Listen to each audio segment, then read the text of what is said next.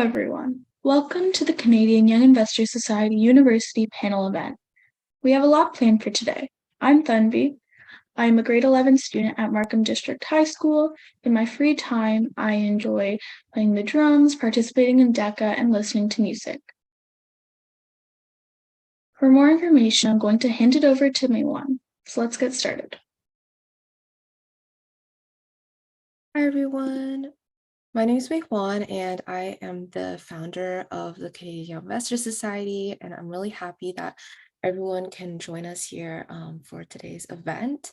So yeah, just a little bit more about us. So we are a nonprofit that focuses on creating the next generation of great Canadian investors through our lessons, webinars, and competitions. So we do offer a lot of free services and free opportunities for high school students and post-secondary students across Canada, which some of my team members will be going through as we continue with our webinar. Again, really happy that everyone can join us today, and we hope that everyone enjoys the event. So in case anyone wants to contact me, I put my LinkedIn with a QR code, and you can also reach me at mayhuanu.cys@gmail.com. Thanks, guys.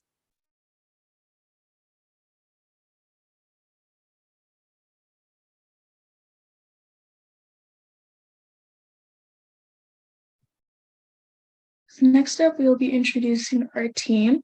In the finance department, we have Yifan, who is the chief financial officer, Divya, and me, who are the other financial officers. In our recruitment team, we have Dia and Sarah. Sarah's the chief of recruitment, and Dia is one of our recruitment officers. In our marketing team, we have Brayden, Alexis, and Oliver, who are all marketing officers. In our editorial team, we have Morgan, who's our editor-in-chief, and Harmon and Edna, who are both editors. In our design team, we have Clyde and Sami, who are both, Clyde is a creative director and Sami is our graphic designer. In our human resources team, we have Alexander and Treya, who are both our directors of HR.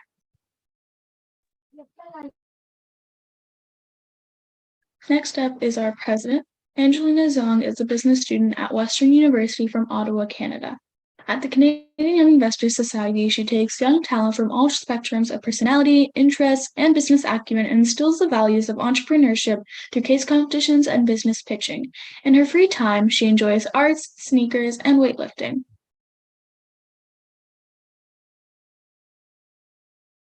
Introducing our workshop for today. Today, you'll be given the opportunity to learn more about applying to the T20 USA colleges and universities. Additionally, you will also be given the opportunity to meet and learn more from students who currently attend these universities. To get us started off, we have Ian Carswell. Ian has spent over 20 years as a professional educator and coach, most recently as the head of guidance at St. John's Kilmarnock School, Waterloo Region. Ian Carswell has acquired wisdom and knowledge relevant to navigating the U.S. college research, application, and admissions process. As a graduate of Harvard University and student athlete, he and his wife Christina are proud parents of 3 girls, one of which is also exploring post-secondary options. Ian will also be answering questions after his presentation.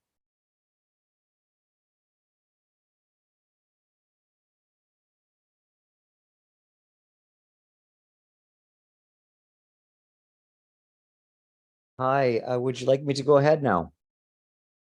Yes, feel free to get started. Thank you. I'm just going to share my screen for us here, and then away I go.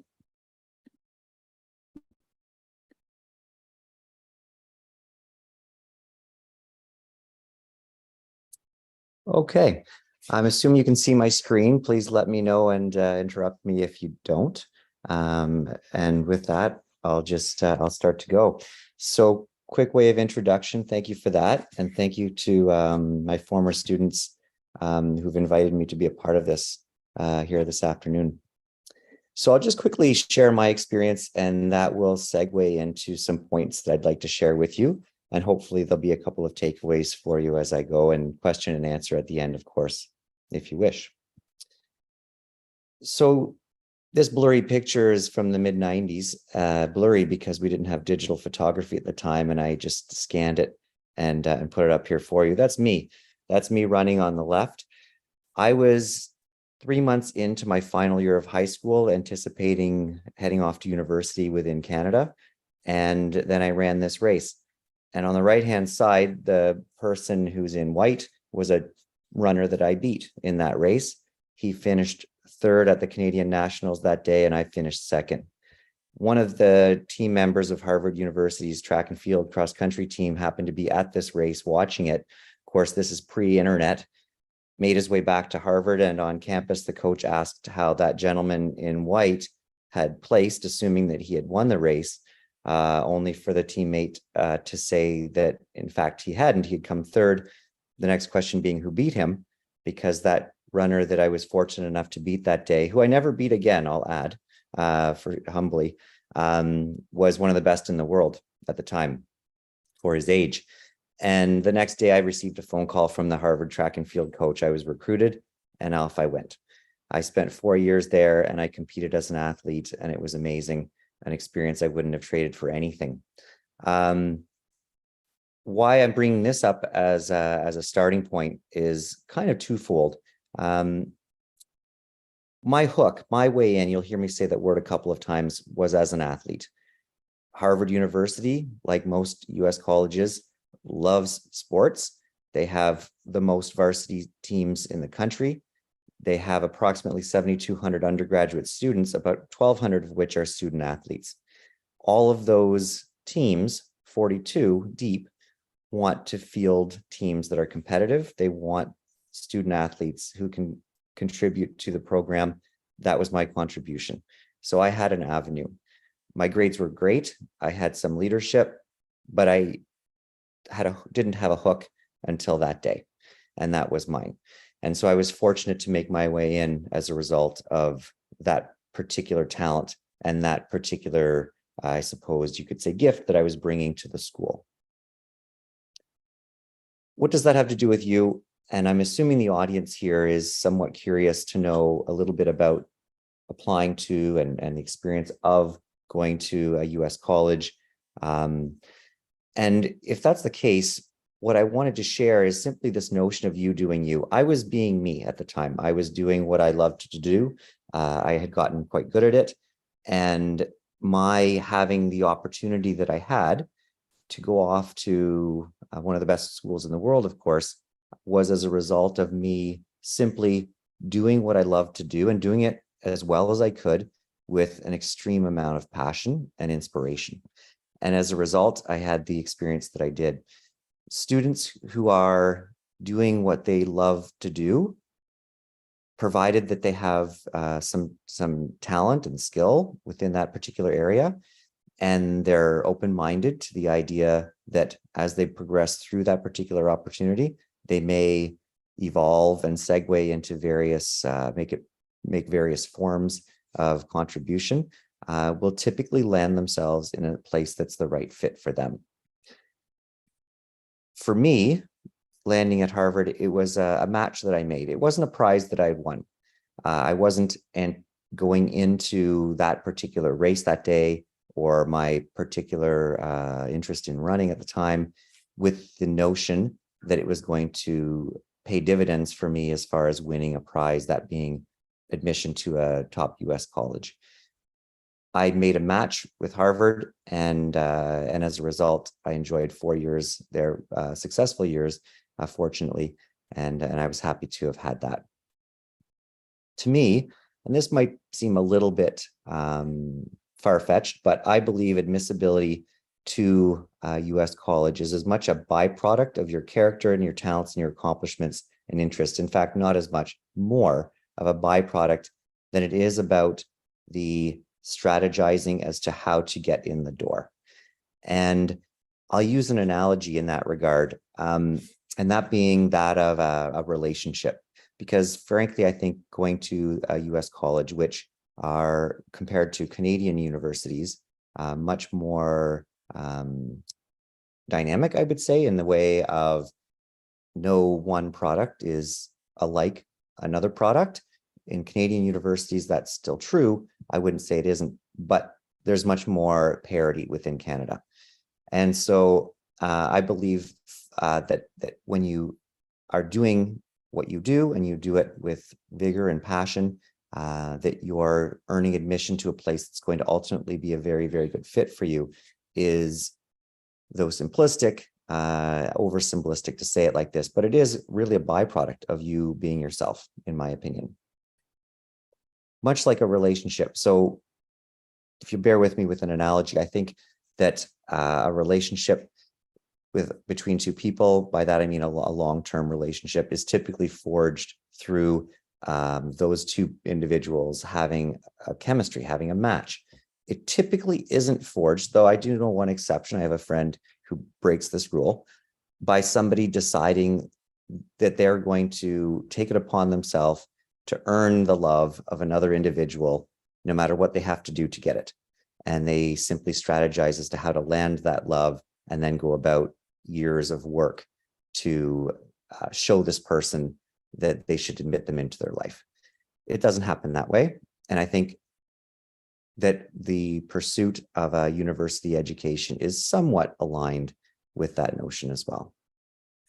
Seeking best fit requires, I think, the look of a number of different variables. Those institutional variables, the co-curriculars that are available, the location perhaps, the environment may be a big deal. Others perhaps might be a small deal, likewise on the academic side. Or perhaps other things are a bigger deal and others are a less significant variable in your life. Seeking best fit, to me, is very, very important. And I've been fortunate to have the role that I have at St. John's Kilmarnock School for a few years now, through which... Might be 7:30 because Mei-Juan has a CYIS. Sorry, you're unmuted. Oh, thank you. Through which you can get familiar with exactly what's important to you. Finding the best fit, very, very important. And through my role, I've been able to work with hundreds of students now on doing just that. And I've seen the celebration that comes through a first and a second year at a location post-secondary that is a terrific fit for a student. I've seen the opposite take place.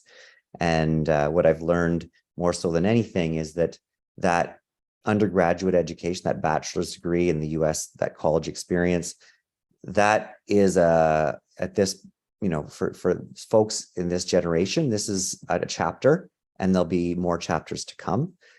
And in order to set oneself up for the following chapters in the best way possible, you need to thrive. And you need to thrive in that undergraduate, that bachelor's, that US college experience in order to launch yourself into the next chapter in the best way possible. Thriving typically means fitting in well. But that being said, I know that many are curious. It often is the case that application strategy and so on is paramount.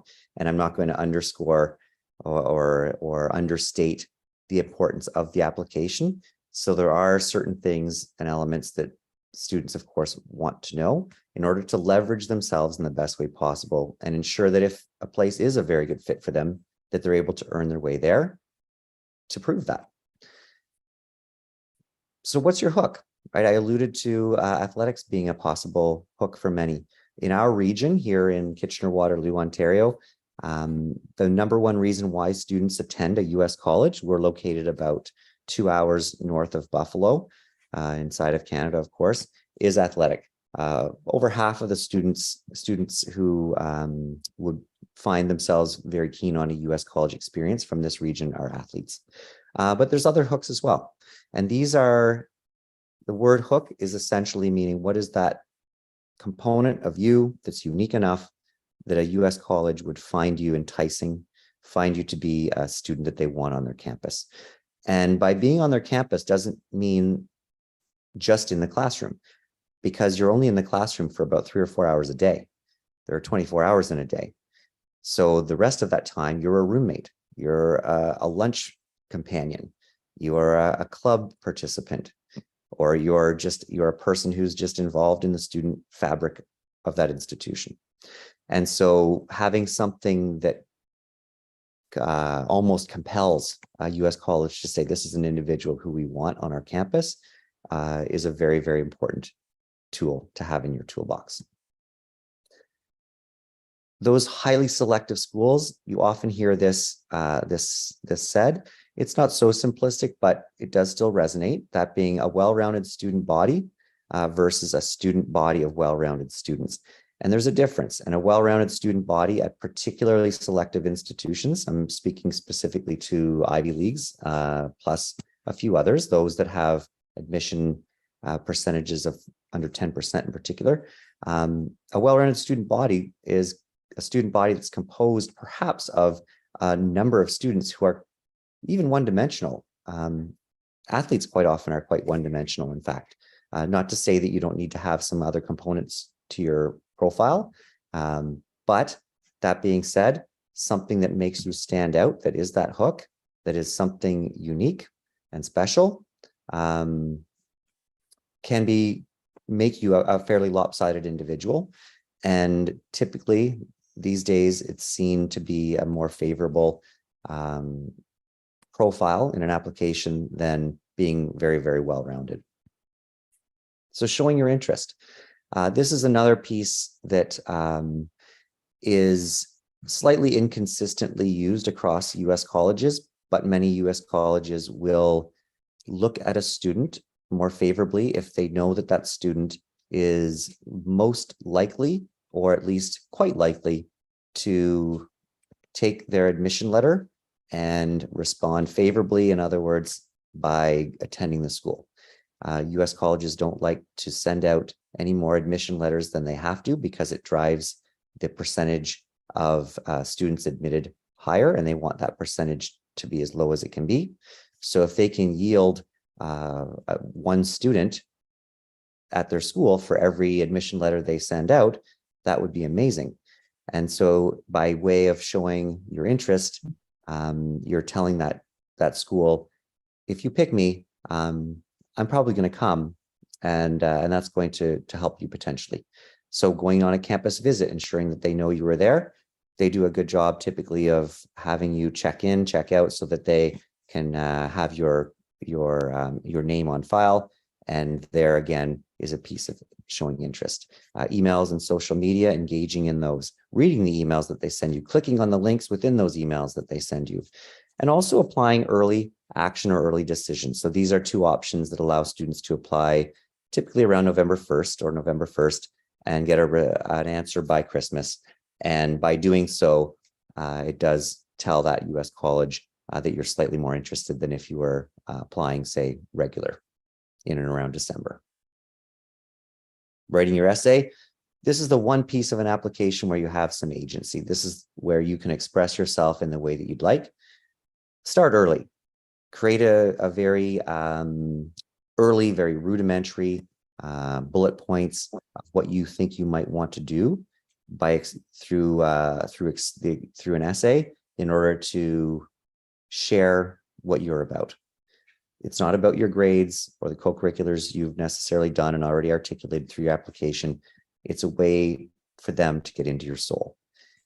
By doing an early start and by making jot notes and sharing, and brainstorming, you can land yourself with a direction that will be hopefully quite appealing to the reader.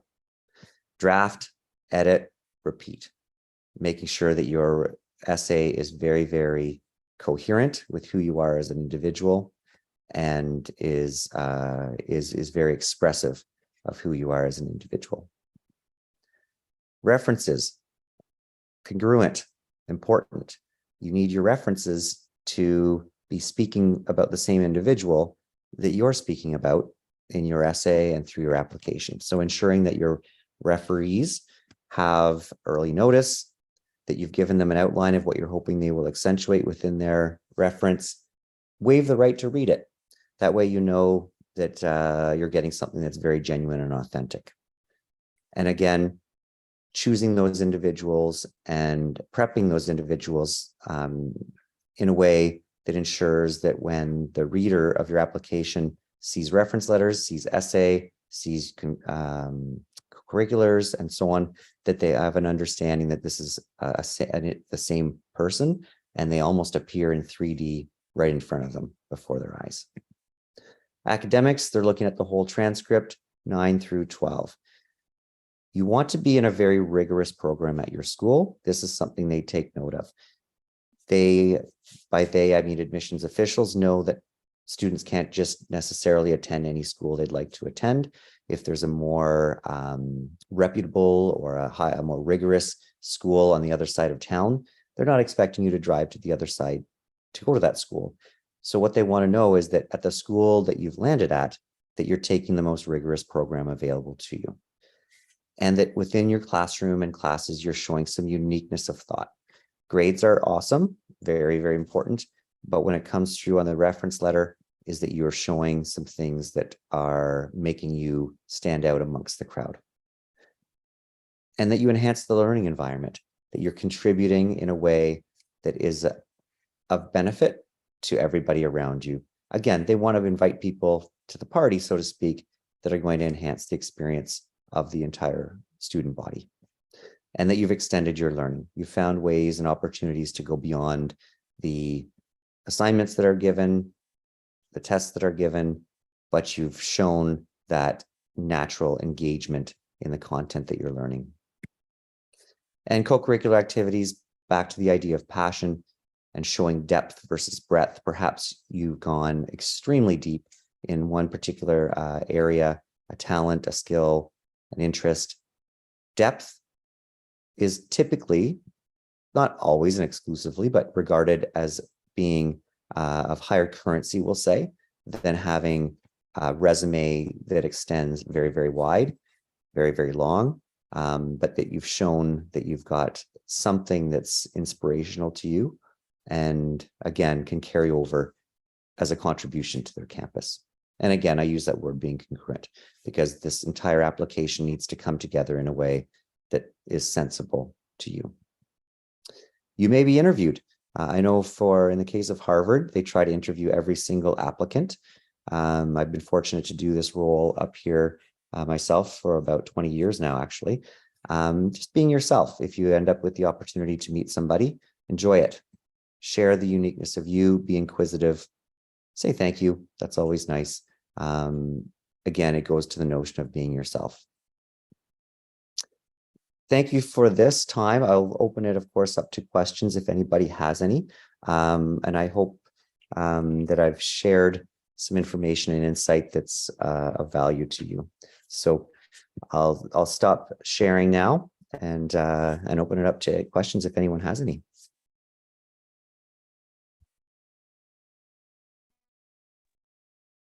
All right, so we have some questions that were submitted online through Google Forms, so we can go through those first, and if we have any additional ones, I will ask them after. So the first question we received was, how can I maximize my chance to get into an American university being a student in Canada? Yeah, so I think given the question was asked before the presentation, I think I probably covered a lot of bases there for you. I assume the question asker is online here with us. But yeah, I mean, the other piece to the hook, one of the pieces of a potential hook, and I think this was shown in my presentation there, can be geographical. So as a Canadian, of course, if you're applying to US colleges where numerous Canadians are applying, that's not going to be a hook in itself. Whereas if you're applying to a school where fewer Canadians typically apply and they use a holistic admissions process, meaning they want to look at all aspects of you and what you can bring to the campus that will be of value, again, to the community, being a Canadian could be an asset. So that just answers the sort of like being a Canadian piece of the question. And then I think the other pieces I mentioned in the presentation there.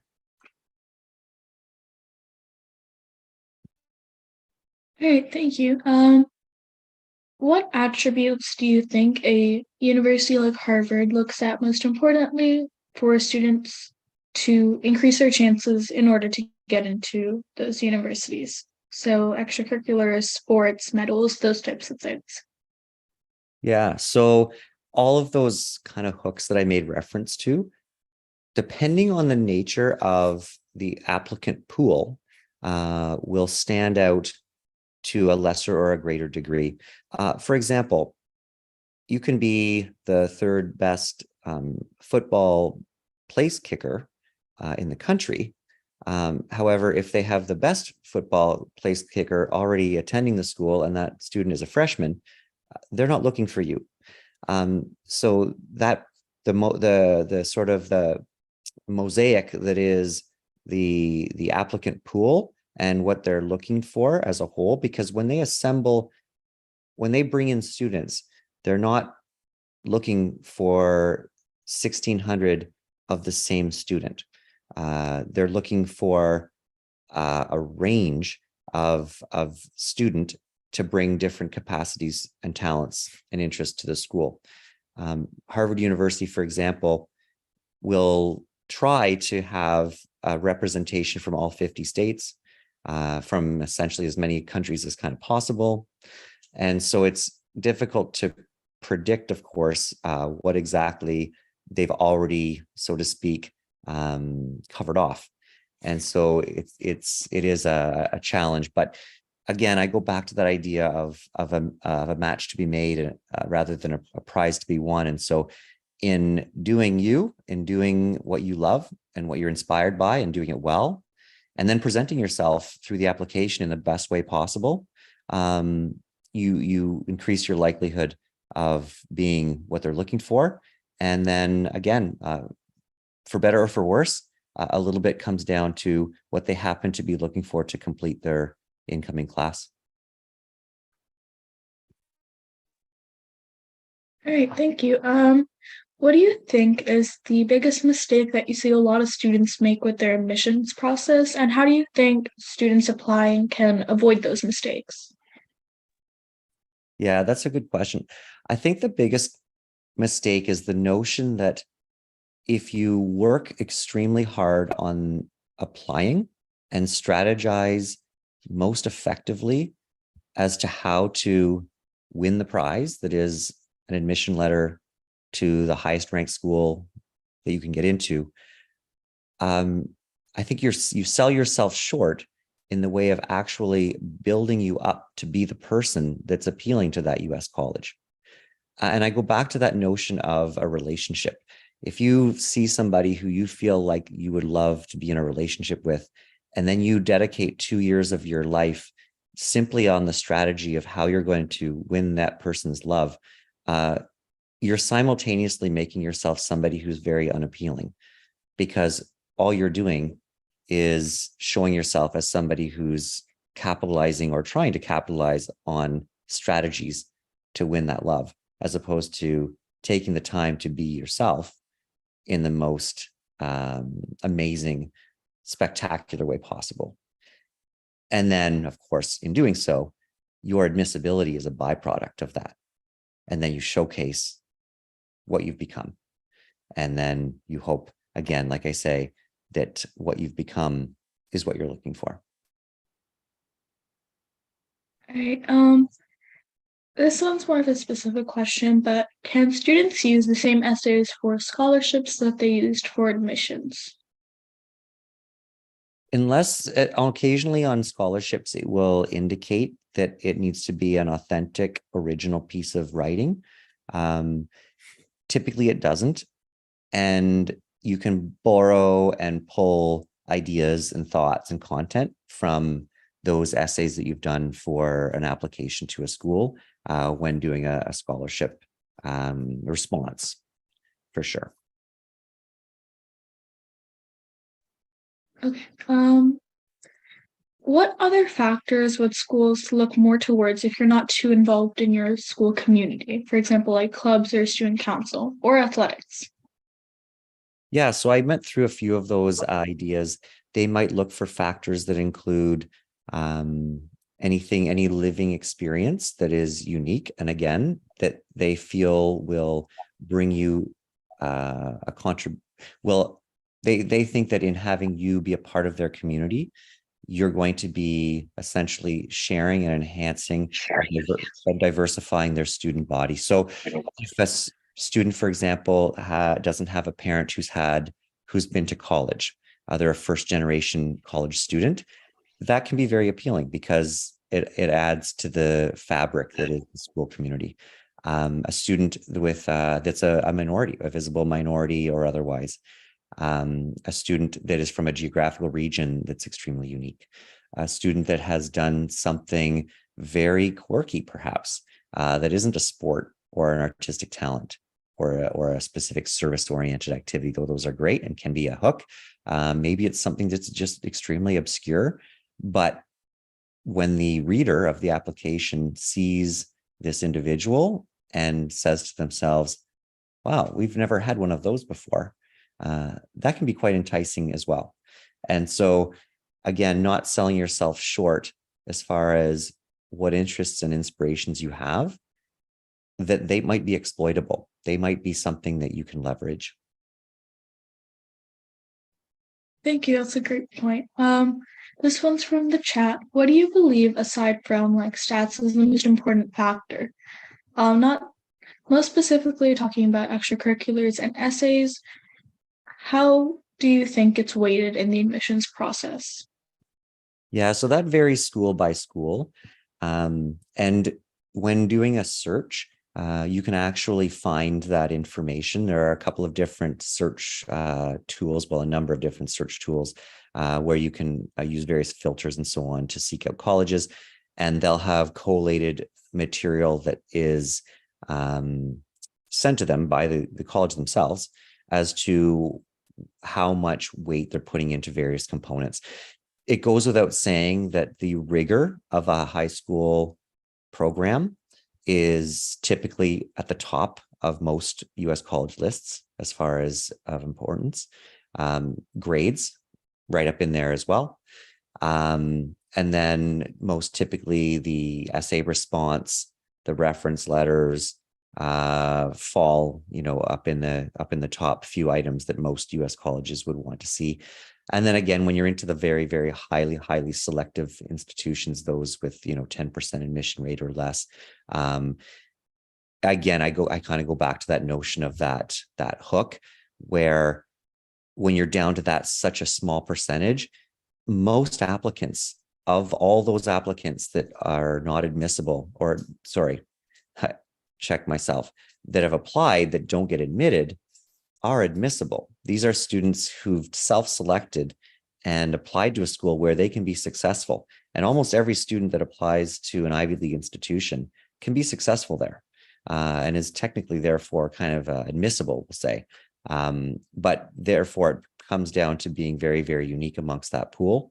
And in order to do that, again, you're looking at a more specific kind of a hook type of situation, in addition to checking all those boxes aforementioned: rigor, grades, solid essay, references, etc.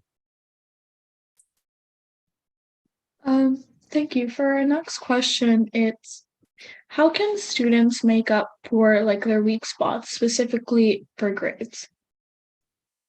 Yeah, so they do look at the grades through grade 9, 12. If a student is showing some inconsistency in there, or perhaps has some grades that are lower, the institutions in the US are very, very invested in their admissions departments. They're able to look at an application as an entire story.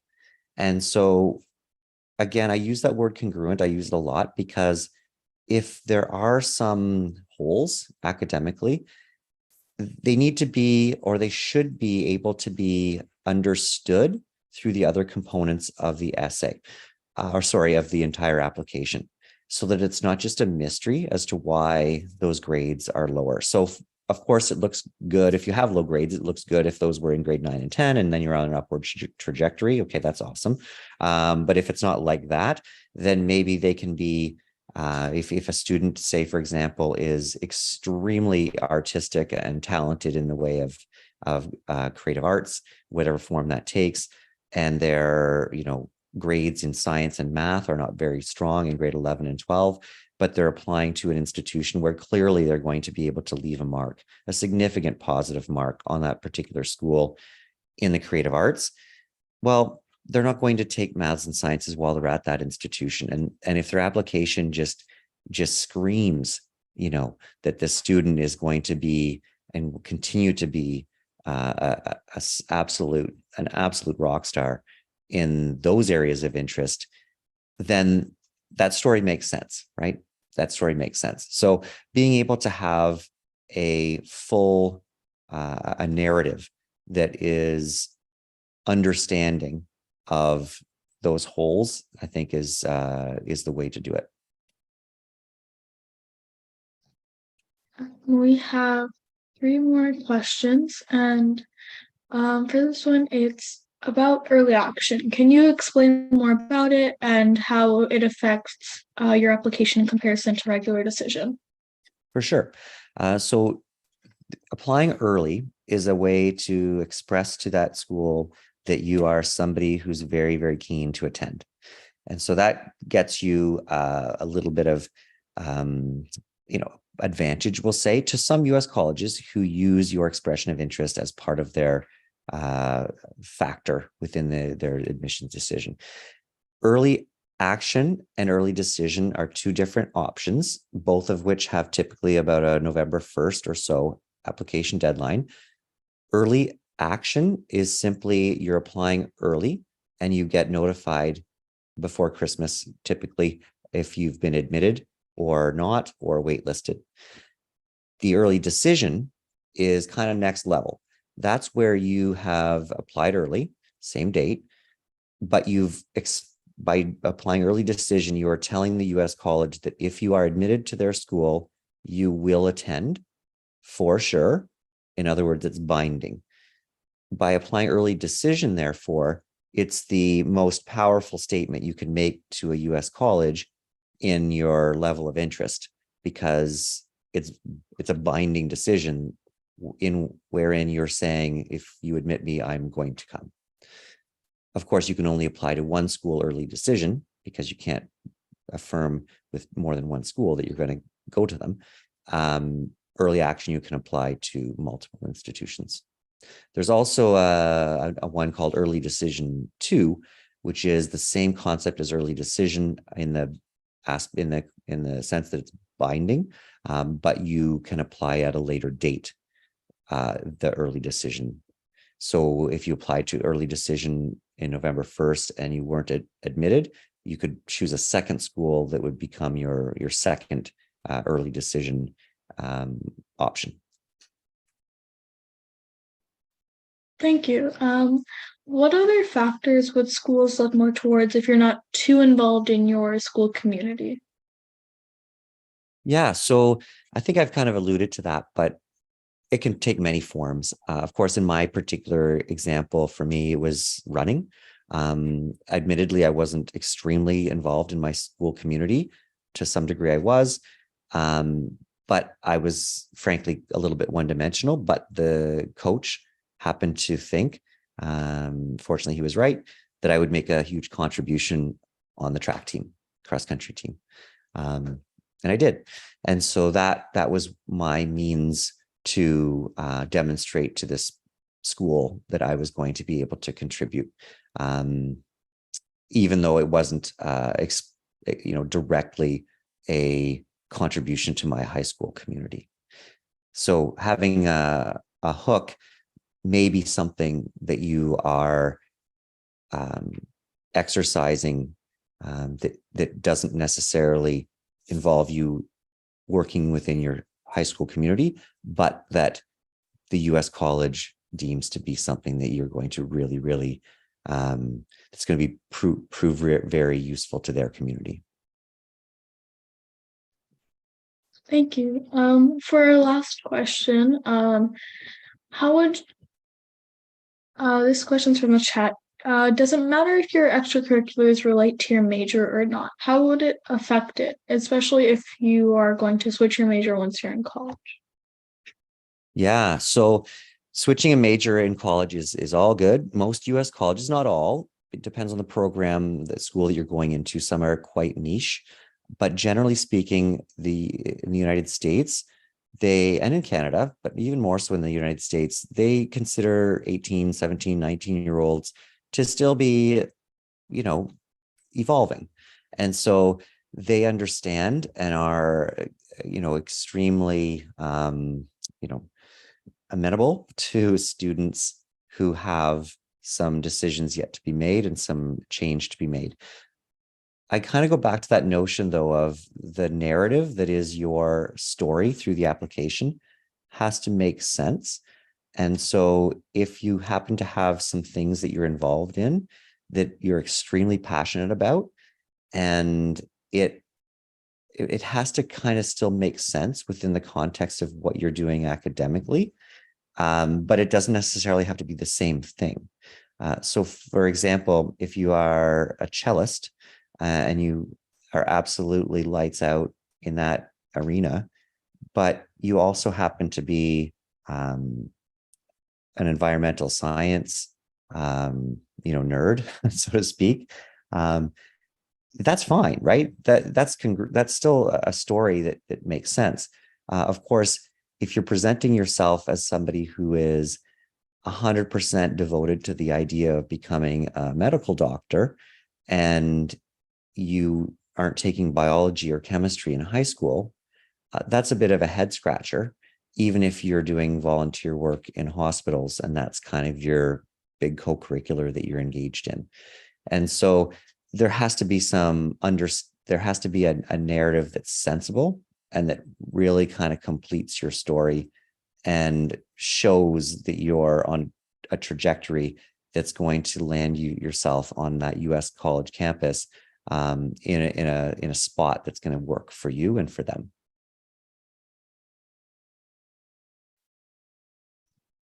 All right, thank you so much for this presentation and answering all of the questions. Next up, we will be starting with our student panel, and I will be introducing some of our student panelists for today. So first up, we have Antong. Antong is a 17-year-old from Ottawa, Canada, who is currently a freshman studying economics and computer science at Harvard College. He was accepted into every university program that he applied to in Canada and has also won over $300,000 worth of merit-based scholarships, including the Lawrence Scholarship and a full scholarship to the University of Toronto. Scott Sue is a sophomore at the University of California, Berkeley, and completing a double major in data science and business. He is currently a product and strategy consultant at the College Board. Leroy Anuoha is an undergraduate student at the University of Pennsylvania, pursuing a Bachelor's of Arts degree in Politics, Philosophy, Economics. He was also the former student trustee for the Toronto District School Board. Hal Lin is a current freshman attending Yale University. He primarily focused on scientific research in high school, completing an internship at Brigham and Women's Hospital, Harvard Medical School. His notable honors include 2 ISEF Grand Awards, the John Locke Global Essay Competition High Commendation, and ARCT Piano. He is involved in a wide array of extracurriculars, ranging from founding and leading a research initiative to starting a small online business through eBay. In his free time, he likes to read, write, watch films, and play tennis. So for our panelists, you guys can type your questions into the chat, and we also have some questions that were asked through our Google form. So for our panelists, feel free to just unmute your microphones and answer. What do you think made you stand out compared to other students in your applications?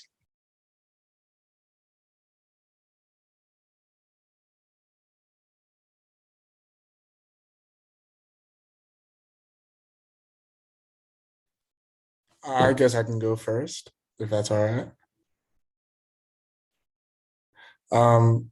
For me, I don't necessarily think that I was a genius or I had good grades, but I don't think they were amazing grades in comparison to anybody else. I think that I was just heavily involved in my community. I showed a passion for politics and civic participation that bled through my essays, it bled through the interviews that I had with the University of Pennsylvania. I just showed that I was committed to, or at least I want to help marginalized people in the future. And my major is politics as well, so I want to continue pursuing that in the future, and I showed that through my application. Thank you. For our next question, Our next question is for Helen. When you did side projects and research papers during high school, how did you manage it with your school and work life? What timelines did you make for this to happen and to make sure you finished everything successfully? I guess for me, like I would try to finish the schoolwork as soon as possible when I get it, because I know that in the upcoming weeks, I will have other things that will come up. I work in a lab basically, I wouldn't say full time, but I do full time in the summer. But during the school year, I do it remotely. And by that, I mean, like, I just have a to-do list of, is it urgent? Is it important? Is it both urgent and important? When's the due date? And things like that. So when I do side projects, especially because I did year-long research, which is very time consuming, I try to at least keep one day, like one full day open for all of the research that I need to finish by that week, because we have weekly catch-ups, which definitely helped me not fall behind. And yeah, guys, finish your schoolwork as soon as possible. Like high school itself should be the easy part of uni applications. I know that might sound controversial, but that's true. Yeah. Thank you. Like to our speakers, feel free to like turn on your cameras. That would be great. Our next one is for Scott. Which activities like sports, clubs, nonprofits, side projects, like what do you think were the most successful and most impactful and helpful to your application? Yeah, for sure. That's a good question. Excuse my background here, but I guess for me, one of my biggest extracurriculars, definitely my involvement was starting my own nonprofit. So in high school, when I was in Toronto, I actually worked on this nonprofit myself called United Speakers. And it's basically a nonprofit dedicated to like youth speech empowerment, as well as to help others who are struggling with public speaking. And I think as a student myself, who pretty much applied everywhere as a pre-med major, I think one of the other things that really helped me stand out is my experience like as a volunteer and part-time student researcher at Baker's Hospital, which is, I believe, is like down the road in Toronto. I think those experiences really got me to show like different aspects of myself. Not only am I like kind of interested in my own major, but I'm also showing kind of like a part of myself where you're making the effort to make an impact on my community, which I do think is something that US colleges and as well as just colleges in general are really looking for. Thank you. Our next question is for Leroy. How did you network in high school to get opportunities or meet new individuals? In terms of networking, I don't actually think I did a lot of networking for the opportunities that I encountered. I think for high schoolers, because you're not, I guess, expected to be as professional as everyone else, it's just for you to find the opportunities. No one's expecting you to, well, I guess you should try to have a resume, but no one's expecting you to have a resume yet. No one's expecting you to know the words or have the connections on LinkedIn or whatever. You should just be enthusiastic about what you're pursuing. Like for me, you mentioned that I was student trustee for my school board.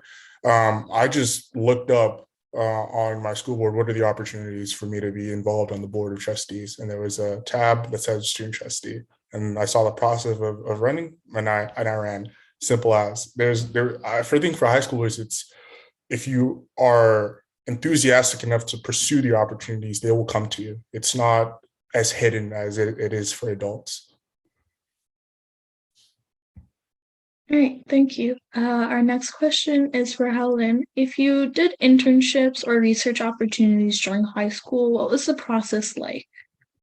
Okay, so I see some other questions and I'll try to answer this all in one. So a little bit about me is I did high school research all throughout high school. I'm a pre-med at Yale.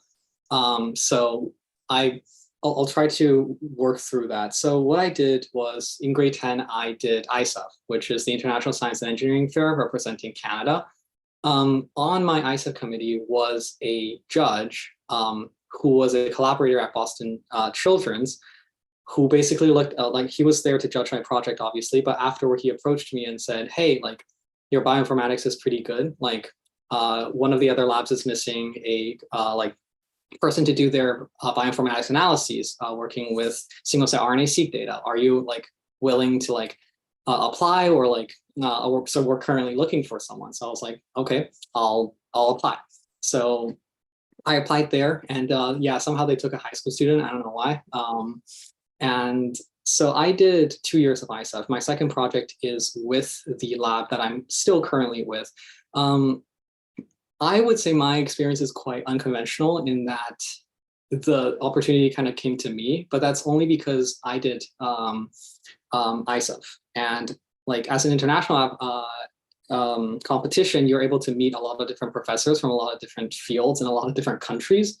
And on there, you're able to sort of, I guess, network and just chat with them, because people just walk by, or if it's on Zoom, they just drop by your booth, and then like you guys can chat. And it's like, hey, can I like, do you have an email I can use? Or like, can we like further this chat outside of the competition hours? So that's basically how I did it. All right, thank you.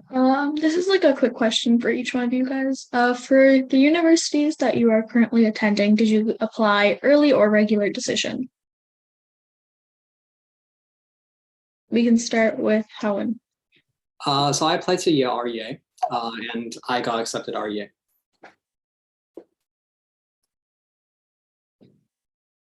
Scott? Yeah, so I believe that the entirety of the UC system, just in general, Berkeley included, only accepts regular decision, but it does, the application, I believe, does end a bit early. It's the end of November. And I think for myself, I applied to some other places early action, but I ended up choosing Berkeley after regular decision. Thank you. Leroy? So I actually applied to Dartmouth early decision. I got deferred and then rejected. So that was not part of the plan. I actually did very much want to go to Dartmouth, but I ended up at Penn anyways. So I applied regular decision to Penn.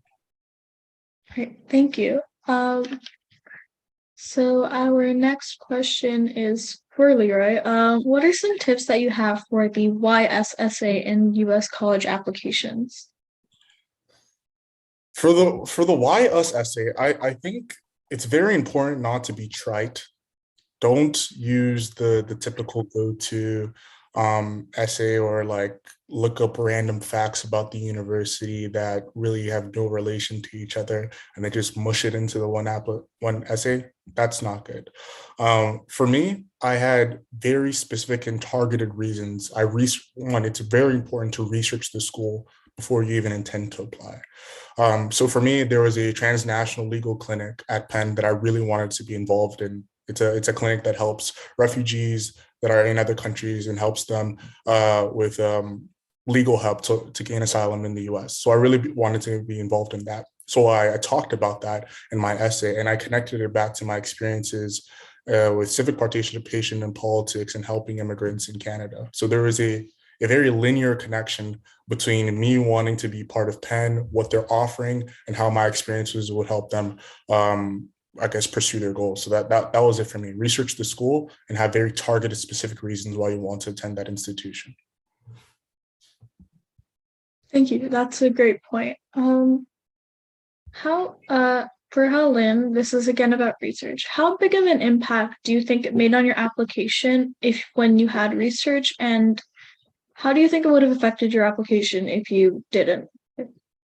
Okay, so research was a huge part of my application. That doesn't mean it's going to be a huge part of every application. My entire I would say resume or profile, is the word I would use, is built around the fact that I did research.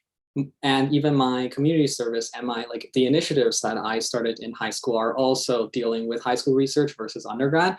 So research was definitely an integral part of my application. Like my top 2 extracurriculars are the internships that I held at Harvard Med. And my top 2 awards are also from research. My supplemental research profile was also submitted from the manuscript of the research. And also one of my rec letters was from the department head of Harvard Med. So all research related. Yeah, so it definitely made an impact. All right, thank you. For Scott, what was your spike when applying to university, and what were your main extracurriculars that kind of supported that? Did you have a spike, or what was your application like? Yeah, for sure. So I guess, like I said, I kind of applied to two different systems. So most of the universities I applied to, they tend to use the common application, but for the UC application, it's kind of like they have their own portal and system. So they're kind of looking for very different things in the sense that I believe the UCs more look towards your extracurriculars, whereas the common application kind of looks at a combination of your co-curriculars, letters of recommendations, and a variety of other factors. So I believe, like, for me in my application, I was very much a pre-med, like biology, bioengineering student when applying to college. And one of the biggest reasons I actually decided to apply to US in general is because I know that I'm not 100% sure in what I want to do, and I want to make sure that I keep that flexibility open. But I think in terms of my application, like some of the highlights are just kind of also like my volunteer/research experience at Baker's Hospital, as well as just my leadership, a lot of like leadership, as well as like co-curricular involvements outside of school that included like my own nonprofit, as well as activities such as like DECA, HOSA, and some of the business and nonprofits that I've started. So I believe like within my applications, there's not really like one thing that especially stood out, but I definitely think I built my application around my leadership as well as my impact on the community. Thank you. That's great. For Leroy, how did you channel your passions into doing something that was a wow factor to universities? Again, I think most people are expecting like you to have like I think the thinking for recently for high school students is that you have to have some mind-boggling, insane extracurricular that just blows the competition away. I think most of the people who get into institutions are just passionate about what they do. So for me, again, it was just civic participation and student leadership and politics. I don't know. Sorry, someone, you're unmuted. Please mute yourself. Thanks. Go ahead, Sorry Leroy. about that. No problem. So like I said, I was passionate about politics, and I showed through my extracurriculars. I sought out the extracurriculars that I was passionate about, and then I wrote about them in my essays. I'm not. I think that the only thing I've been exceptional about is showing in my essays how involved I've been. I don't think that I'm incredibly smarter or better than anybody else who's applying to these universities. It's just about, like I said, most people will say to you, it's about showing your passions on those essays. To me, there's no other trick. All right, thank you. So this question is once again for each one of you. Why did you pick the college that you did, and how did you think that your personality aligned with that school? We can start with Helen. Okay, all right. So I got into Yale REA, but as a international student seeking some aid, I wanted some other choices. So in the end, I kept the top 10 applications open, just the top 10. And so my choices were a Berkeley, Duke full ride, Northwestern, Penn, 2 scholarships, Princeton, Columbia, 1 scholarship, and Stanford. So those were my choices. I'm pre-med. I'm definitively pre-med, which means that I'm obviously going to choose a good pre-med school. So Princeton was out of the running. Penn and Columbia for me were, I prefer like a smaller college. And even though they gave me research scholarships, I was like, you know what, like I wanted it like even smaller community. So I was like, okay, so Yale or Stanford. They're on different sides of the coast. And Stanford was my dream school until I got to their, I made a student event, and then let's just say it wasn't planned very well. And the other thing was, objectively speaking, the East, a lot of the good medical schools and the programs are centered around the East Coast, right? And all of the East Coast schools are in a line. We can count all the Ivies. We have, let's just say, other schools, Duke, Northwestern, like all of them are on the East Coast. The West Coast, in comparison, is a little bit barren in terms of like all these opportunities all clustered together. So for me, choosing colleges, the geographical location was very important. And the fact that Yale has a new Neuro Institute that's built this year. And I, as a neuroscience major, would benefit greatly from the additional funding that they would give me instead of saying go to Stanford, where they told me that only half of the people can get funded research. So yeah, not great. So yeah, that's how I made my final decision. Both those schools are known for like grade inflation, by the way, which means that you're not going to be penalized for doing like good, but not like great. So yeah. Thank you. Scott, you're next. Feel free to ask you to repeat the question. Yeah, just to clarify, the question is just why we chose our respective college. Is that correct? Yeah. All right, yeah. I guess for me, so one of the biggest reasons I chose Berkeley is that, like, pretty much like Howlin, I was limited down to like a couple of options. So I was kind of choosing between Berkeley, Williams. So it's like this really tiny liberal arts college, as well as like U of T engineering. So I think for me, one of the biggest reasons I chose Berkeley is because, like I said before, I was pretty indecisive on what I wanted to do in the future, but I knew I wanted to do something with the intersection kind of like of biotech and just with technology in general. I think that's something that really drove me. And I think for me personally, I don't think there is a better place to do that than on the West Coast and being so close to like the Silicon Valley itself. And I think one of the biggest reason for me is that when I visited Berkeley during my college tour, I got an introduction to like their new college, which is the College of Data Science, Computing, and Society. It's this new college that they're currently creating and that they're establishing, and they're just pouring a lot of time and investment into it. And I can really see a future at this college where I'm part of a program that is being heavily invested, where there's a lot of resources available to you, and just in general, something very exciting to be a part of. So I think for that, and a combination of just the fact that it's a really good place to do things tech and biotech related on the West Coast, being so close to like really famous like biotech companies like Genentech and all these other things. I think that was a really big factor that eventually drove me to choose Berkeley over these other schools. All right. Thank you so much. Leroy? I think for me, the three most important things were like, what does the future look like for me after the school? Are they giving me enough opportunities to succeed? And then recruiting, of course, and then the finance part. So like, I'll start with the finances. So like Scott and Howland, I had a couple of options. I narrowed it down to their at Cornell, Penn, and Notre Dame. And I was seeking full aid. And the only two that gave me full aid were Notre Dame and Penn. So I narrowed it down. I cut out Cornell from that. And then the next thing was opportunities after university. So for me, it was actually much easier for this one just because Penn has the Wharton School. Even if you're not in the Wharton School at Penn, you can still take classes. You can still take a minor at the Wharton School. And having that school on your resume as the best business school in the world is going to do you a world of good regardless of what you're doing.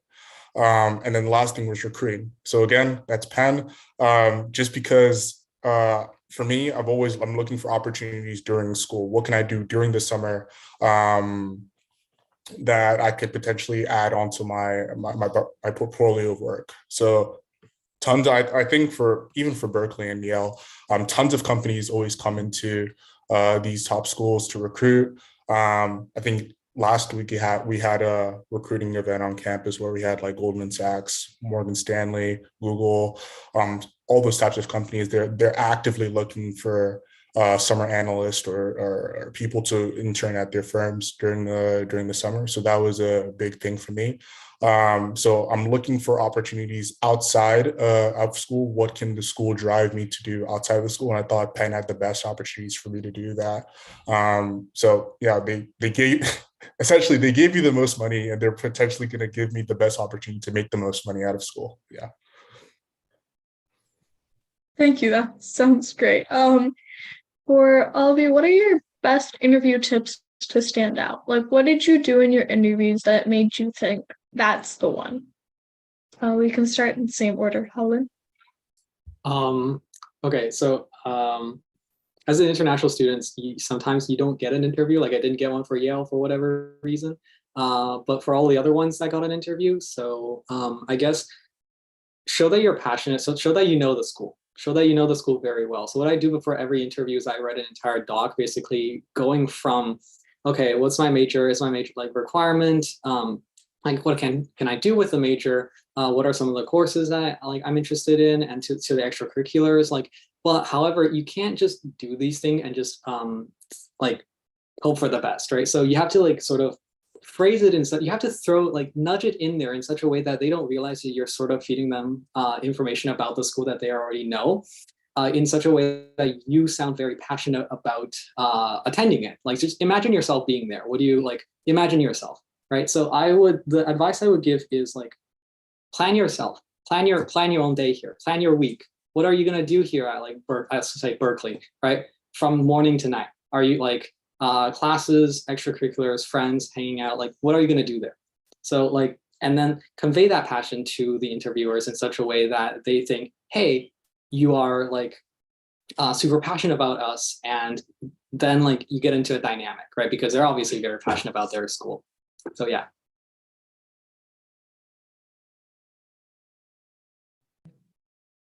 Scott? Hi, sorry. Do you mind repeating the question really quickly? I was trying to respond to someone's question in the chat. Oh yeah, for sure. So for your interviews, what did you do? Like, what's your biggest tip for people who are about to go into their university interview, and what did you do to make sure that you stood out? Yeah, for sure. So I think for me, I did not do an interview for Berkeley, but I did do some interviews for other universities that I applied to. And I think most of these universities, they try to match you to an interviewer like in your respective area. So a lot of the interviewers I have are alumni of the university who currently or used to live in Canada or like in the Toronto area in general. So I think that is something that you could really just take advantage of when you're doing your interview, because you can kind of establish like a sense of commonality with them. And a lot of the time I would just say, just be very honest and straightforward and kind of try to sell yourself as a story, like how you got here, what your experience is, and basically walk them through their journey and how you got here. And I think when they ask you questions, just be confident. And I think at the end of the day, they're also alumni from the university. They're not there to grow you. It's not like an interview that would be the life and death of your application. So I would just say, stay confident, relaxed, and I think just be who you are. And I think that will be more than enough to convince them that you're a good fit for their university. Thank you so much. Leroy, same question for you. What's your biggest interview tip for students to stand out in their application? So I'm not gonna lie, I did not prep at all for any of my interviews. I did zero prep work. I just I got the emails, like, all right, put it on my calendar, and I just hopped straight into it. But I think for my limited experiences with the interview, and I think the reason that one of the main reasons I probably got into Penn was because of my interview with the Penn alumni. So I had this incredibly warm lady. She was a psychologist. She lives in Toronto. So what Scott was saying, most of your interviews are probably going to be in the same geographic area as you. So if you live in Toronto, you'll probably get like a Toronto alumni. So she was incredibly warm. She was incredibly nice. We talked for way more than the allotted time. I think we just clicked. I think if you have that vibe at the offset, just ride with it. Just if you guys are, I guess, feeling each other, quotation marks, just ride with that, flow with this. Talk about your interest, of course, but don't be afraid to let the conversation go in other ways, because they're looking for different parts of you. So you want in each part of your application, you want to be showing a different perspective or dimension of yourself. So in that interview, I was showing a different dimension of myself. So we talked for, I don't know, God, I think it was an hour and 30-minute interview, and we were only supposed to go for 30 minutes. But we just clicked. And I think her letter was probably one of the main reasons I got into Penn. I think even after that, I had dinner with her family when I got to Penn. So that was incredibly nice. So yeah, I think ride the wave. Go with the move, I guess. Whatever you're feeling, if it's feeling nice, go with that ride. Get the vibe in the first 1 to 5 minutes. And if it's feeling right, then just go with that. Thank you so much. Our next question for Helen is, if you wrote the SAT or ACT, how did it go? When did you do it? And what would you recommend for students to stay motivated? Oh God, I'm a terrible person to ask this question for, but I'll answer. So I did the SAT once. I scored a 1580. I didn't do it again. I did it at the summer between my grade 10 and grade 11 year. That's sort of when I would recommend people to do it. Like do it earlier to get it out of the way if you can, because then like your grade 11 year, grade 12 year are kind of hectic, and because you have extracurriculars, you have to worry about awards. Obviously, academics are going to catch up. Grade 11 is probably the busiest year, so I would recommend getting it out before then. I just did all the past practice exams. That's literally what I did. Is I sat down 2 weeks before the exam and I started writing. So I'm not a great person to ask this. Right, thank you. For Scott, for people who have not fully developed their passion yet, what would you recommend they explore to find these like niche passions to pursue? Sorry, just to quickly clarify, like passion as in like things they want to do in university or just like something they want to put in their application?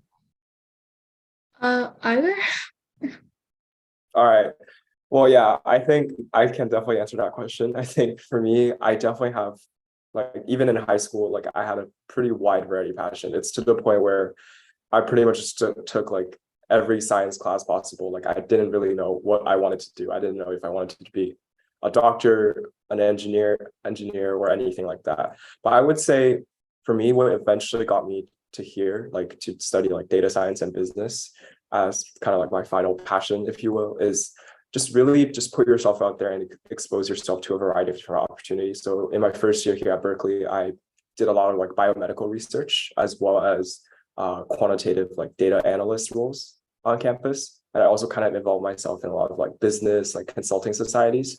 And I think from these experiences, I kind of get to like pick and choose and really see myself on like which of these experiences that really fits me better. And I think that definitely applies to people who are in high school. Just try to expose yourself to as much opportunity as possible. At the end of the day, we're just all high schoolers, we're all students, and this is like the best time of our lives to explore what we want to do. You don't have to be 100% certain of anything, and you certainly don't have to be 100% certain when you're applying to universities.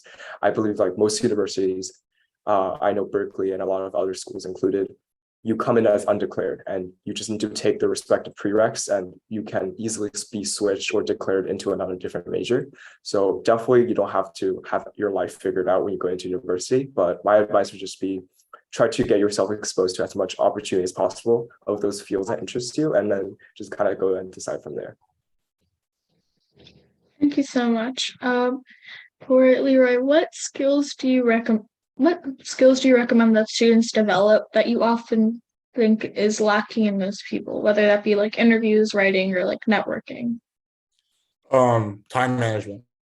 I can tell you firsthand that last year, between the months of October and March, I had the worst time of my life. I was applying to universities, I was doing extracurriculars, I was writing my SAT because I did that incredibly late.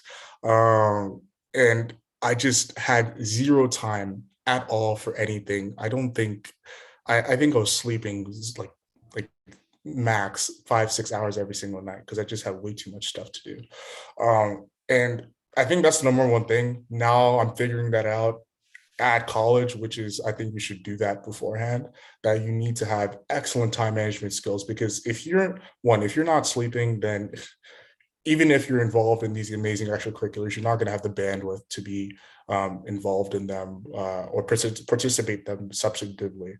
So that was number one for me. Figure out a schedule, a planner, Google Calendar, Apple Calendar, regardless, whatever.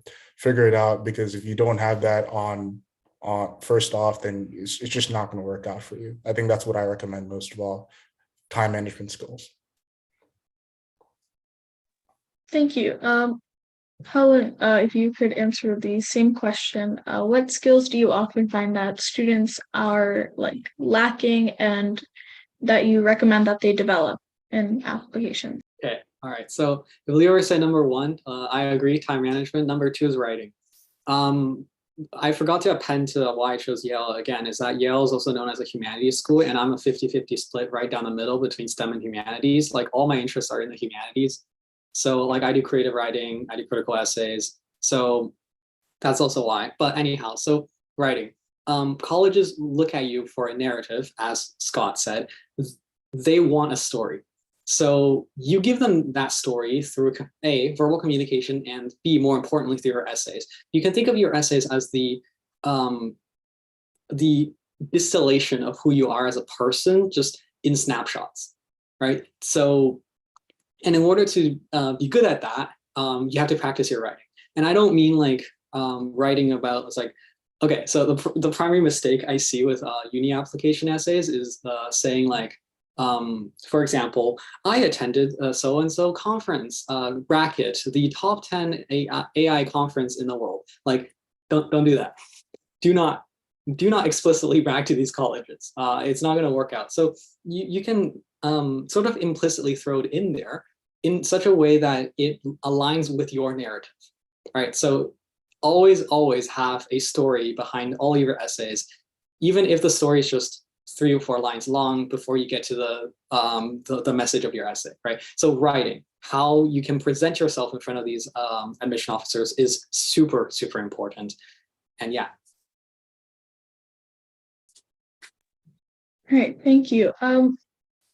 What did you guys? Sorry, Scott. I know you didn't have an interview. Leroy, what did you talk about during your interview to Penn that, like, contributed to you having dinner with your interviewer?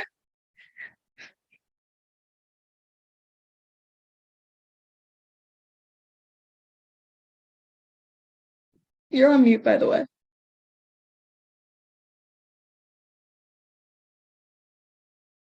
Yeah, sorry. I have like 200 tabs open. My apologies. What did I talk about? Just because it was so long ago, I think it's kind of blurry. But we started talking about like just my like she had a list of questions, of course. So most of the interviewers will have a preset list of questions like, why are you interested in Penn? What do you want to do at Penn? What do you want to accomplish? What are your extracurriculars? Blah, blah, blah.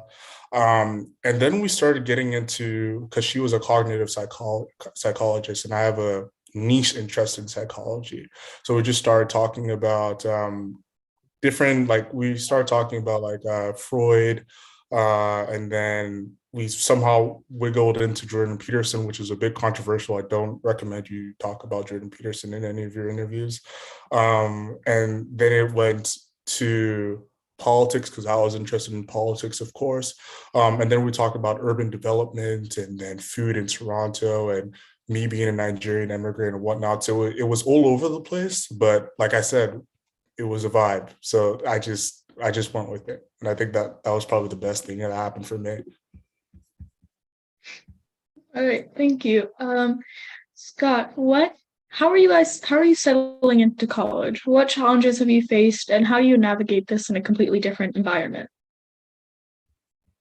Yeah, for sure. That's a really good question. So I think for me, definitely like moving all the way from Toronto to like the Bay Area is a pretty big change. I would say like both like weather-wise and just like the culture in general. I think there's definitely cultural shocks here and there. I think as much as I believe that we're pretty similar, there are a lot of like differences. But I think for me, what really helped me to settle in is just to really get involved on campus with different like communities and societies. Like currently I am part of like a bunch of different student organizations. And I think those things really help you because I think, especially at a school as big as Berkeley, it's really important to like, sometimes it can be really hard to find kind of like the people that you want to surround yourself with. And I think for me, what really helped with that is by joining like different student organizations and societies.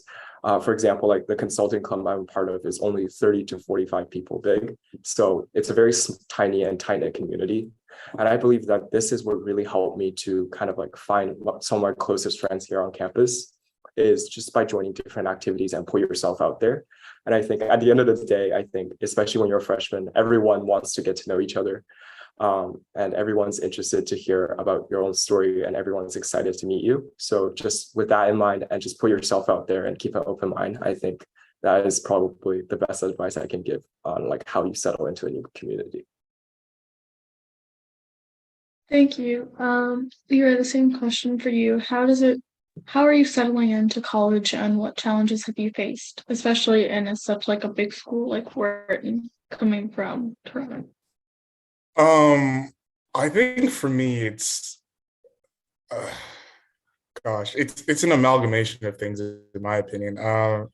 I think I agree with Scott. I've definitely tried to be involved in as many activities as possible. I'm in Wharton Undergraduate Public Policy Group. I'm in the Wharton Undergraduate Finance Club. So things like that, just expressing my interest in both, because I'm a PPE major, so I'm split down the middle between exploring finance and also exploring politics. So I want to continue that in the activities I'm doing. And then also keeping up with the schoolwork, because I hate to say it, it's a jump. It's a jump from high school. So trying to manage your extracurricular time with the time that you spend on academics, and also remembering to eat, because you will forget to eat, I promise you. Trying to fit in that 10-minute lunch window is getting increasingly difficult, but I'm trying to figure that out too. So I guess that's another up for figuring out your time management skills, so you don't have to suffer like I do. So yeah, it's an amalgamation of things. And then being from Toronto, I don't actually think that if you come to the East Coast, or if you attend the East Coast, there will be much of a culture shock, because there's some differences, but there's a lot of similarities between where I'm at, Philadelphia, and Toronto, and I guess even in other East Coast cities. So number one, figure out what you like to do, figure out your people, and then to try to sleep and try to eat and keep up with your academics is how I'm trying to settle into college. Thank you. Colin, when did you pick the programs you wanted to go into? Was it after you got after you got accepted or before? And yeah, just how did you decide what you wanted to do? So we can split that basically into the UC system again. Scott, if I get this incorrect, you can correct me. Feel free. For the UC system, you pick your primary and your secondary major before you get into the school, and you get accepted either into your primary, secondary, or none at all. So for example, I know someone here that only got into a secondary major at like UC Santa Barbara, not their primary, right? So, but UC is alone in that. For all of the other, most of the other colleges on Common App, you don't even declare a major. In your essays, you write about what's like academic interests. You actually never say your major. And I would encourage people to not state their major in their essays, just in case they change. So we, like Penn, Yale, we declare majors second, like end of sophomore year, right? Unless your major has like some requirements. So for example, if you're doing global affairs here at Yale, or architecture, their prereqs start basically immediately, because they have a second round of sort of applications, because it's a small school during their sophomore year, but that's just select differences within the school itself. But mostly you don't declare your major until you actually get into the school.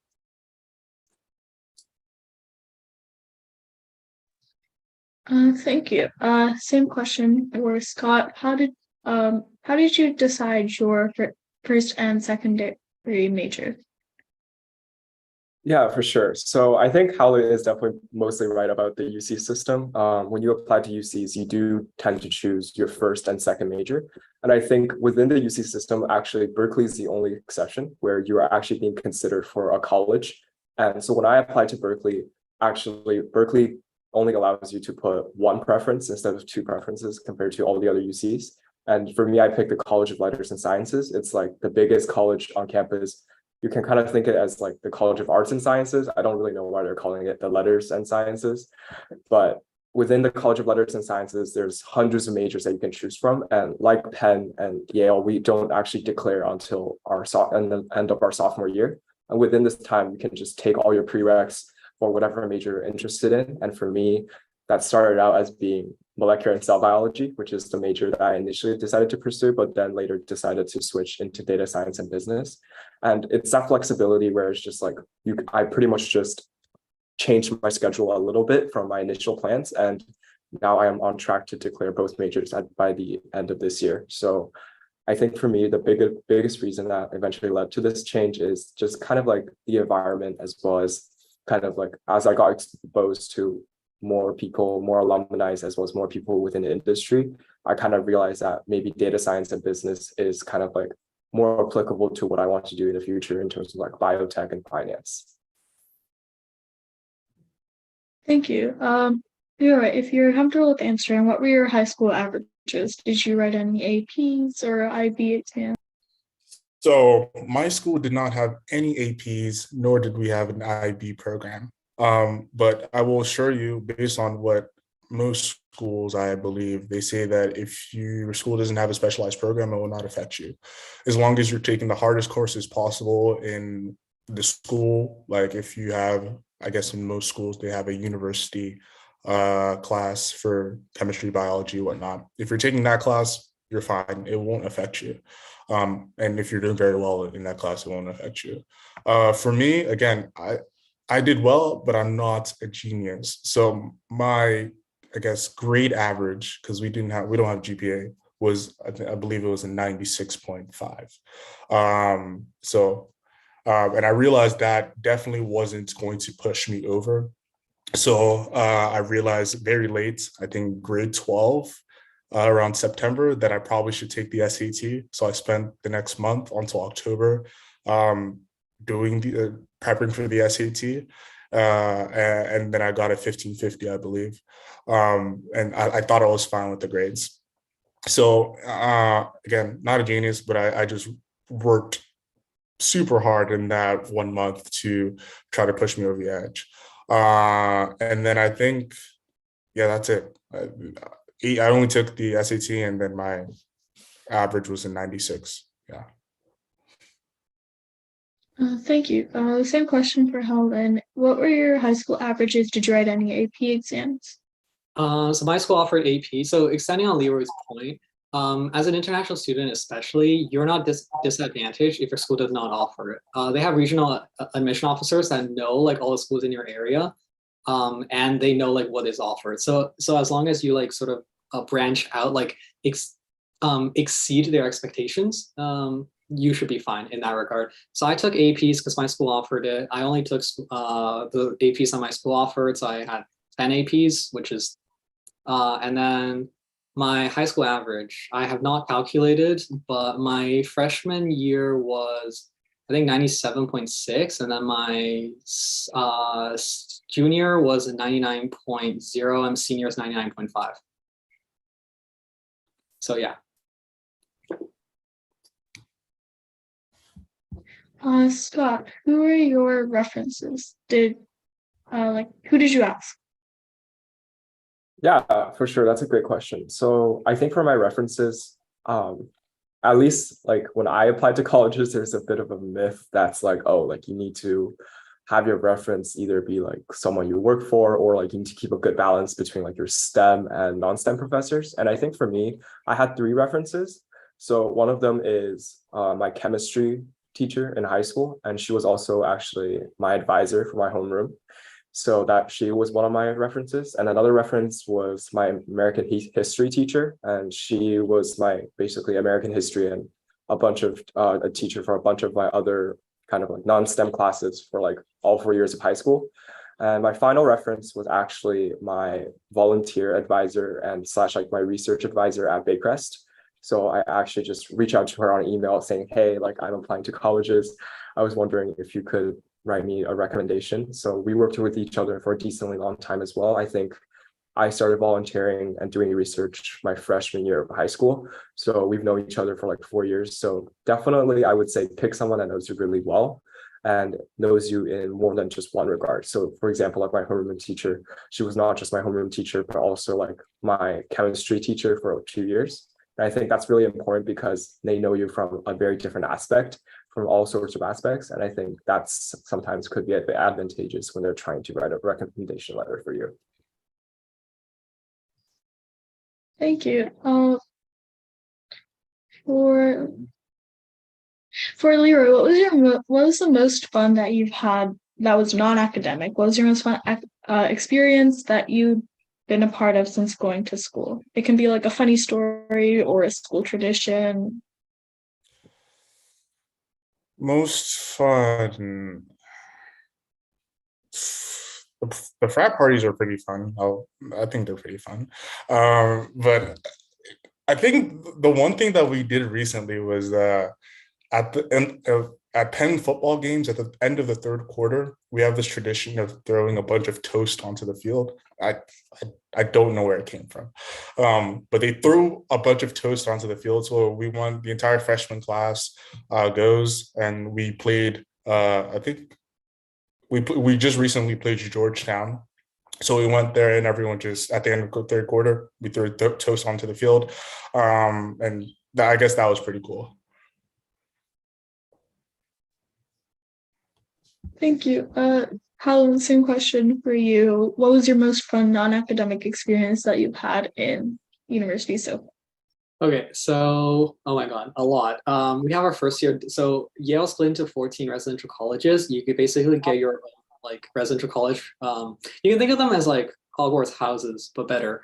Mine is new, which means that I get air conditioning while the rest don't. Yeah, that's a luxury here.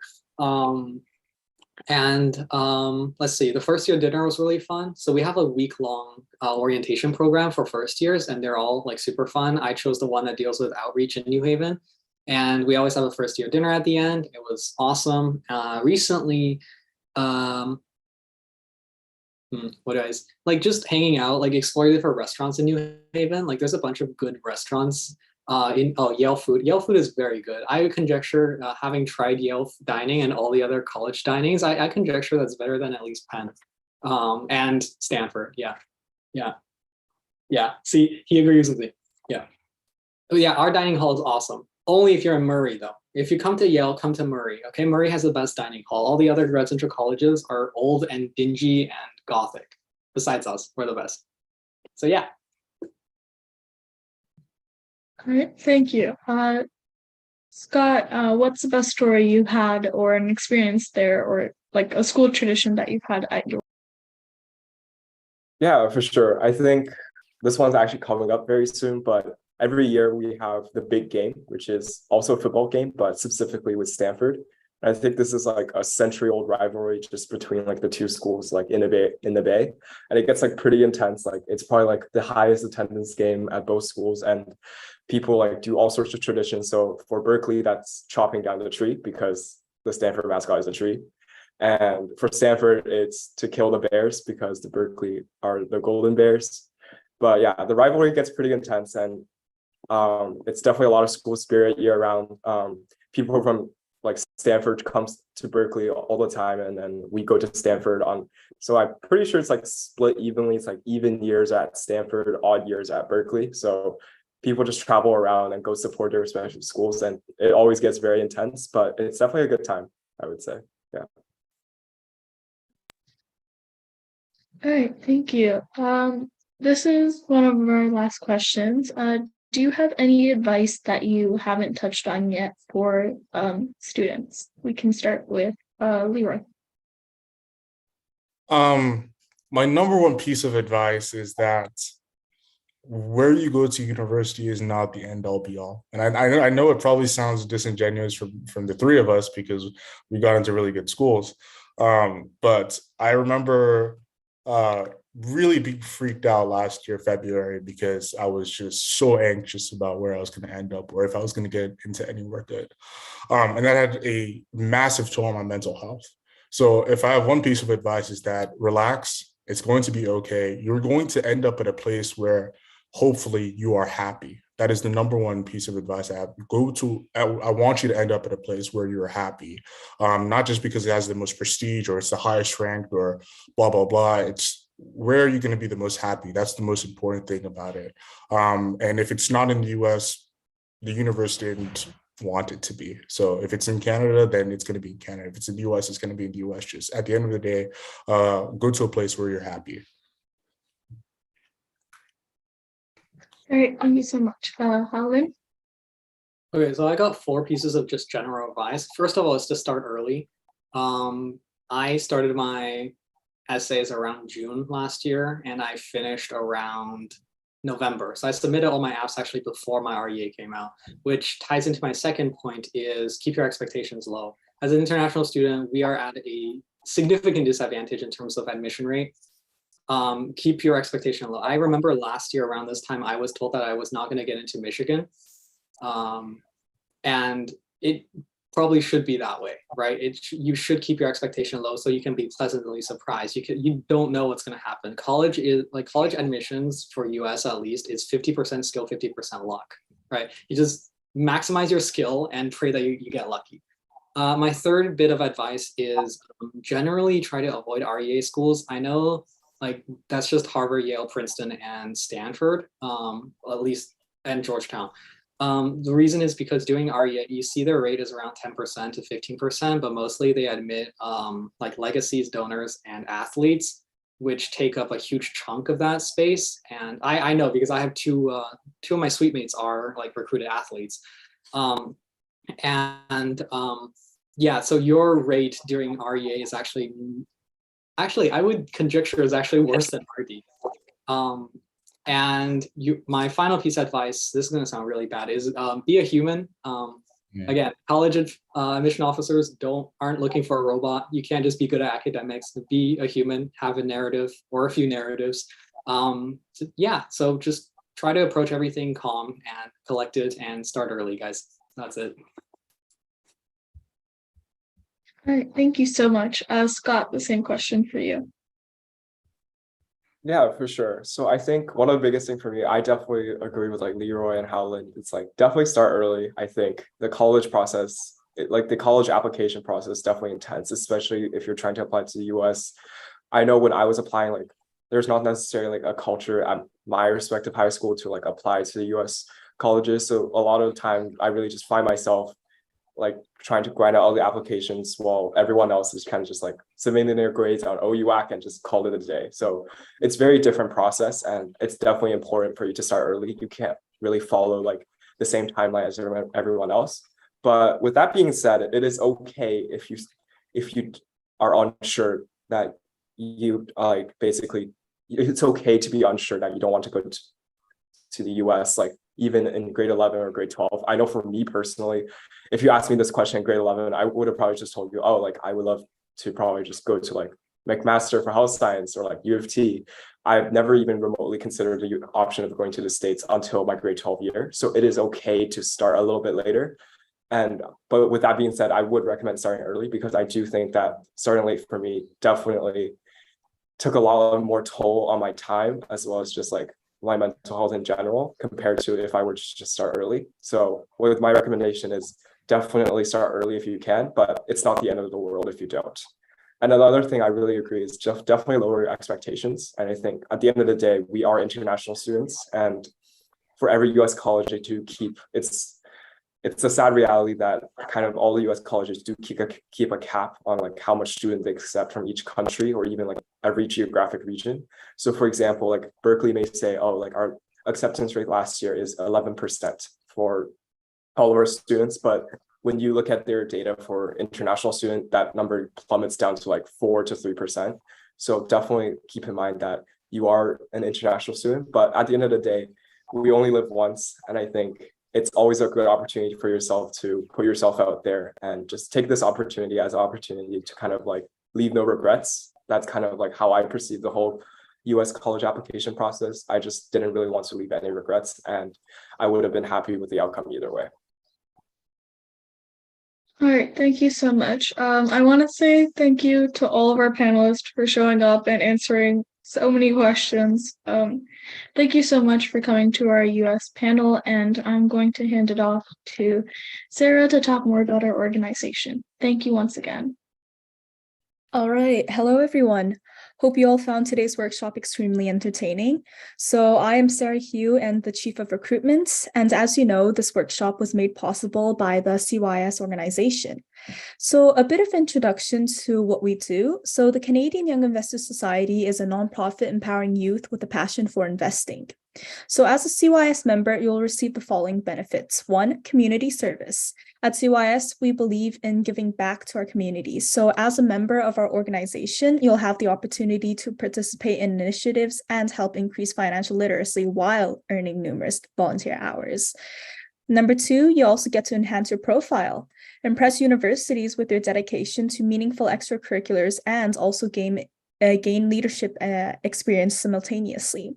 Number 3, of course, building connections. Through CYIS, you are able to network with a lot of like-minded individuals and especially young investors across Canada. And not only that, you also get to learn from experts. So just to name a few, CYIS does host events with renowned investors and also organizations such as CPA Ontario, entrepreneurs and finance professionals, providing members with exclusive access to their knowledge and expertise. And finally, access to resources. So CYIS, we do provide webinars likewise that the one that is being hosted right now, workshops, and also online courses for the latest investment insights offered by our program. So if you are interested in our community, CYIS branch registrations are actually currently open and due at the end of October. So if someone can move on to the next slide, that would be great. Yeah, so we currently have 3 types of branches that we encourage you all to look into. Number 1 is the regional, community, or school branch. So these branches can be initiated by formulating a suitable name and determining which specific region or school in which you intend to launch the branch. So this typically does correspond with the city in which you are located if you are starting a community or regional branch, or if you want to start a branch for school, simply go with the name of your school. All right, next up is provincial branches. So this is something new that we're starting this year, but essentially the establishment of provincial branches. These are branches per province, and they're open to all applicants. We are currently actively seeking capable leaders who can organize and unite members across their province, especially those who do not have access, individuals who do not have access to a regional school or community branch in which they can join in. So essentially, branch leaders of these provincial branches, you hand in your application, and if you are accepted, then you will be in charge of recruiting just people who do not have a branch in their community at all, so they are able to join the provincial branch. And also, we do have an international branch this year as well. So this branch is for those who are situated outside of Canada. We would like to extend a warm invitation to you all to explore international branch. And also, the mission for CYIS does extend beyond just promoting financial literacy amongst Canadian youth. It does encompass youth on a global scale. So we are definitely eager to share our resources, events, and support young individuals internationally. So to sum it all up, to start a branch, simply visit our website and fill out the respective forms reserved for each of these 3 types. Whichever suitable, we would love to see you all getting involved with us following this workshop. If you require any aid or assistance, feel free to reach out to us. All our contact information will be on our website, www.cyis.info. And if you have any specific questions, feel free to email me. My email is also located on the website, but for those who want it right now, it is cyis.recruitment@gmail.com. All right, thank you, everyone. Hi, everyone. I'm here today as Editor-in-Chief of the Canadian Youth Investors Society's free and publicly accessible finance journal called the Canadian Youth Investing Journal. I've got some exciting news to share with you all. The upcoming edition of the Canadian Youth Investing Journal is set to be released tomorrow. So I'm here to explain why it's something you'll definitely want to check out. So you might be wondering, what would high school students like us be interested in a finance journal? Well, the world of investing and finance can seem like a complex maze, but it's an essential part of our lives. Understanding these concepts at a young age can set you up for future success. So, what makes our youth journal different from other journals? Let me break it down. First, we offer a youth perspective. Our journal is created by youth for youth. We understand what you want to learn and how to present it in an engaging way. Second, we are education focused. Our upcoming edition is filled with insightful articles written by our talented editors, as well as interviews with industry professionals. Our highlight interview this month is with founder and CEO of Untangle, Christine Beasy, where she shares tips on starting a business, entrepreneurship, and financial strategies. Whether you're a finance enthusiast or just starting your journey to becoming financially literate, there is something for everyone. Lastly, we focus on empowerment. Our goal is to empower you as the reader to make informed financial decisions. Through our journal, you'll learn about budgeting, saving, and investing, which will set you up to succeed. So how can you get your hands on a copy of our upcoming edition? It's simple. Just visit our brand new journal website at cyis.substack.com, which I will link in the chat after I'm done my pitch, and it will also be sent to you after the webinar in our follow-up package. In conclusion, the Canadian Youth Investing Journal is your ticket to unlock the world of finance and investing. Don't miss out on the opportunity to gain valuable knowledge that will benefit you for a lifetime. Remember to check out our website tomorrow afternoon to get access to our October articles. Thank you for your attention, and I hope you enjoy our articles. Thank you everyone for coming to our event today. Just a quick thing. Thank you again to all of the speakers who helped make this event possible. If you like this webinar, make sure to attend our Canadian admissions webinar on November 5th. More details will be posted shortly. Just a reminder, make sure to check out our journal, register with a chapter, and once again, check out our Canadian admissions webinar. I want to thank everyone for coming today, and just thank you. Have a great weekend, guys. Thank you for coming.